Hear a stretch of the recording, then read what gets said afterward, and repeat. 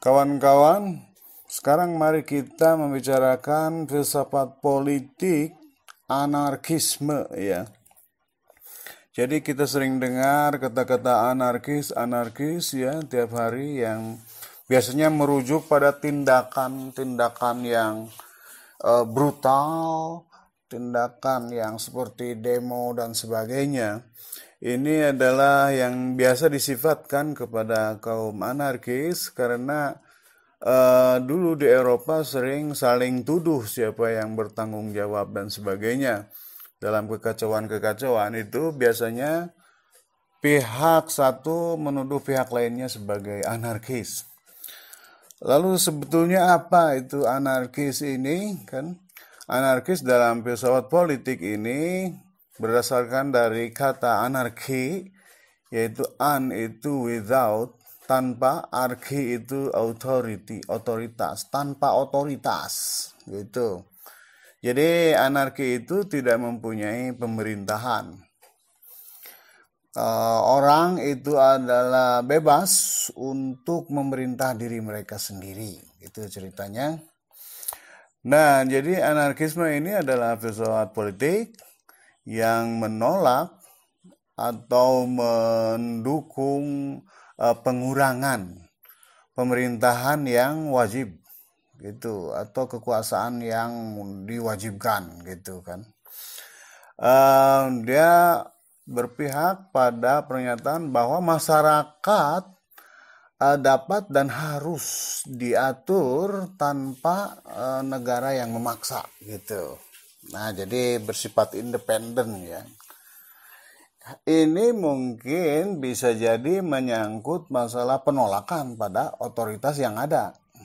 Bahkan bisa semua otoritas gitu. Kaum anarkis percaya bahwa pemerintahan itu adalah ya membahayakan dan tidak perlu. Gitu. Jadi secara filosofis anarkisme itu percaya bahwa negara itu tidak mempunyai legitimasi moral sebetulnya itu.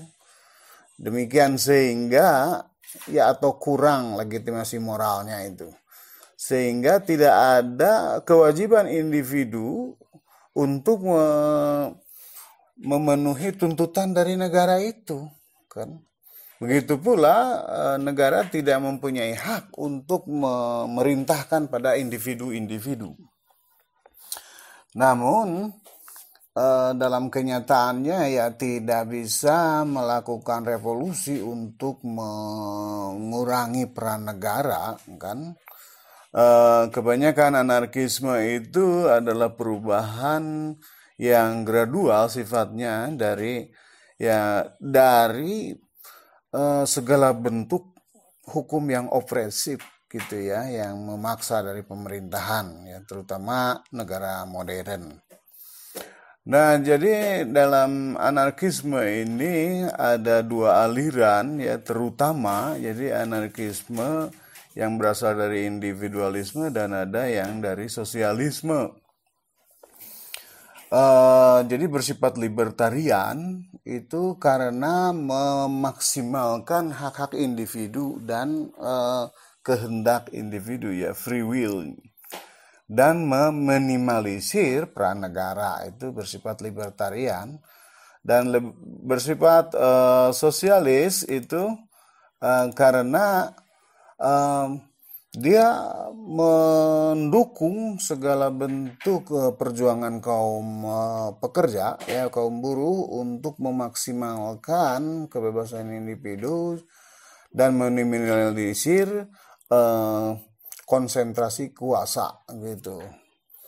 Nah, jadi perjuangan dari anarkisme ini berbeda-beda.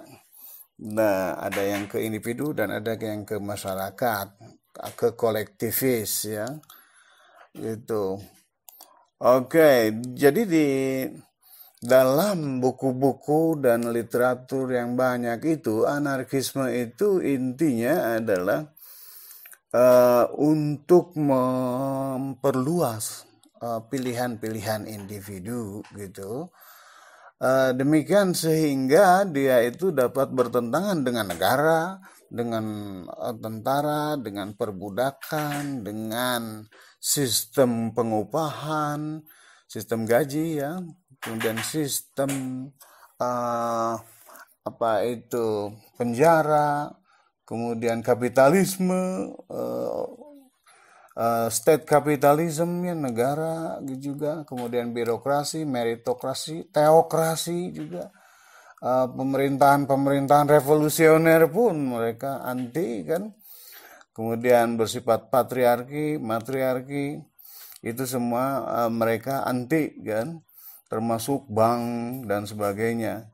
Intinya mereka itu menentang segala bentuk pemerintahan dalam berbagai bentuknya gitu.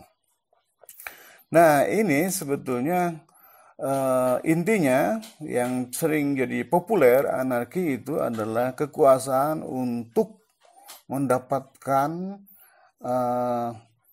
kekuasaan itu sendiri dengan cara pemberontakan dan ya demo-demo gitu. Ini yang sering disinyalir dan karena cita-citanya adalah bahwa semua kuasa itu adalah harus kembali pada rakyat. Nah, dalam sejarah pedoman-pedoman seperti ini ya dilakukan termasuk oleh tokoh-tokoh ya dari Yunani kuno, itu dikenal Zeno dan Diogenes yang tidak mau berperang ya. Tidak mau mengikuti Alexander the Great ya kan. Di antaranya itu di antara para filosof, kemudian ada juga kalau di Cina itu Tao gitu yang menyepi, menyendiri dan mempunyai murid-murid saja ya, tidak mau ikut campur dengan urusan-urusan politik.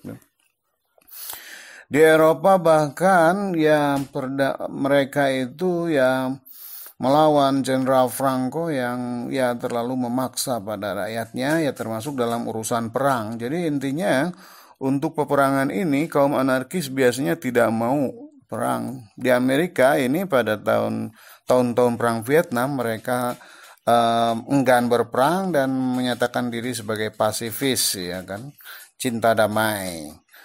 Nah, di Amerika Latin gerakan anarkisme ini masih berlaku sampai sekarang. Mereka mau mengklaim tanah-tanah rakyat gitu yang sudah dibagi-bagi oleh para landlord ya, tuan-tuan tanah.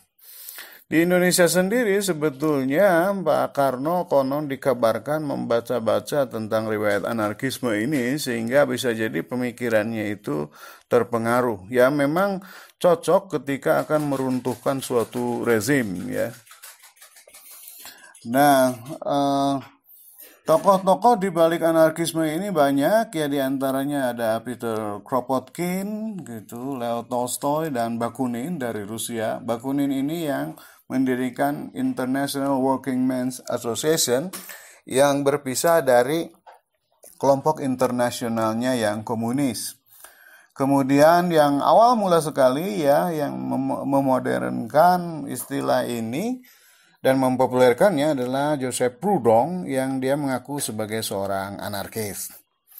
Nah, di Amerika ada tokoh anarkis yang dekat dengan kelompok hijau ya, yang mempreserve alam ini, yaitu kaum ekologis yang bernama Henry David Thoreau. Kemudian yang sekarang ada Bookchin tapi sudah meninggal. Dia juga mau melakukan ya citizenship ya, lokal citizenship gitu.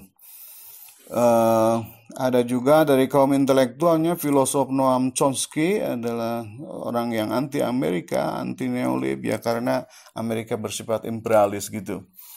Ada juga penulis diantaranya David Graeber yang secara kontekstual sekarang anarkisme itu harusnya menolak berbagai utang yang dari negara-negara yang kaya, karena mereka itu negara kaya hanya mencari keuntungannya saja. Nah, menurut David Graeber itu sebetulnya rakyat itu di negara-negara itu yang diberi utang itu tidak mempunyai kewajiban untuk mengembalikan, karena ikatan utangnya hanya dengan orang-orang yang koruptor gitu yang berhubungan dengan para pengutang itu ya, seperti IMF dan World Bank gitu.